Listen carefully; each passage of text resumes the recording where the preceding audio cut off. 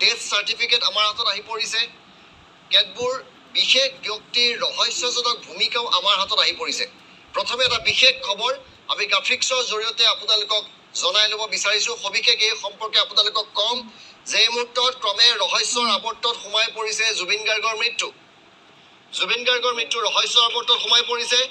জুবিন গাৰ্গৰ মৃত্যুক লৈ বিভিন্ন কথা বতৰা বৰ্তমান ভাইৰেল হৈ পৰিছে। এটা এটাকৈ দেখুৱাই যাম। কোনে কোনে ব্যৱহাৰ কৰি আহিছিল ইমান দিনে জুবিন গাৰ্গক কোনে কোনে ব্যৱহাৰ কৰিছিল। ৰাজহুৱা হৈছে আনকি জুবিন গাৰ্গৰ মৃত্যুৰ প্ৰাৰম্ভিক কাৰণ, কজ অফ ডেথ, কি হৈ মৃত্যু হৈছিলে। আৰু সমগ্ৰ প্ৰক্ৰিয়া বৰ্তমান ৰহস্যৰ আৱৰ্তত সোমাই পৰিছে। আমি পোনে পোনে কেইবাটাও তথ্য আপোনালোকক লৈ আহিম এটা এটাকৈ। কিন্তু প্ৰথমে আমি আমাৰ নিউজ ৰুমত আছে শান্তনু কাষলৈ গৈছোঁ। প্ৰথমে স্ক্ৰীনশ্বট আহিছে, কেইটামান স্ক্ৰীনশ্বট যদি সম্ভৱ হয় আমি দেখুৱাব খুজিছোঁ। শান্তনু অনস্ক্ৰীন থাকিব।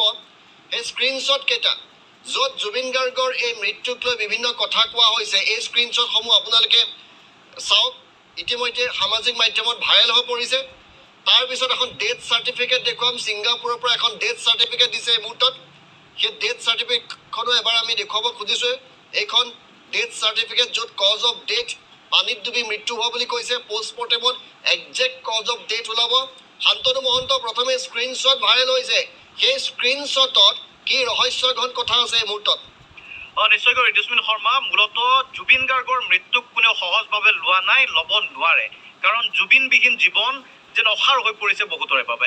আৰু সেই সময়তে যিবোৰ দাবী আছিল জুবিনৰ অনুৰাগীয়ে, যিবোৰ দাবী আমাৰ আছিলে, প্ৰত্যেকৰে আছিলে যে জুবিন গাৰ্গৰ মৃত্যুৰ ৰহস্য প্ৰকৃত কাৰণ আচলতে উদ্ভাৱন হ'ব লাগিব, ৰাইজে গম পাব লাগিব প্ৰতিটো কথা।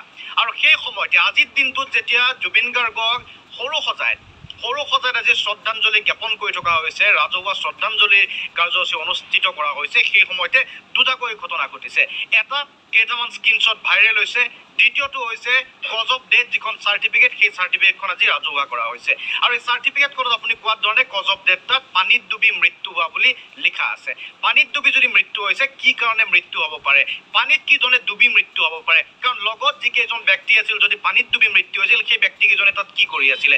ভিডিঅ'টোত স্পষ্টকৈ দেখা পোৱা আছিল যে কেৱল তাত জুবিন গাৰ্গে নহয়, পানীত যেতিয়া জঁপিয়াই দিয়াৰ পিছত যেতিয়া সাঁতোৰা অৱস্থাটোত আছিল, প্ৰথম যিটো ভিডিঅ' আছিল, সেই সময়ত জুবিন গাৰ্গৰ সৈতে জুবিনৰ যি লগত যোৱা আন এগৰাকী ব্যক্তি সিদ্ধাৰ্থ উপস্থিত আছিল তাত।